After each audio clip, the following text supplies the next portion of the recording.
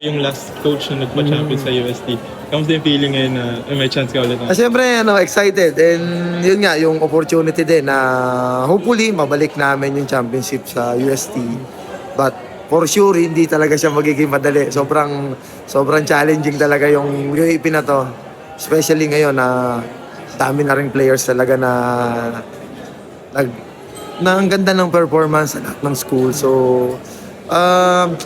hopefully ma-improve talaga namin and ma-reach namin yung goal namin this coming year. Coach, last na, nag-runner-ups kayo sa SSA.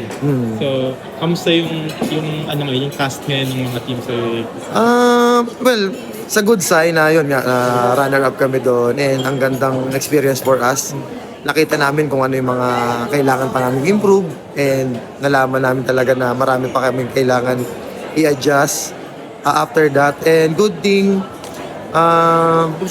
yun nga, nagpagkaroon ng, yun nga, nung camp namin sa Japan and then may other league kami nasalihan before after nung Shakey's. So, malaking impact sa amin yun and to help dahil din sa experience namin. And I think babaunin namin or panghahawakan namin yun kung ano man yung mga natutunan namin.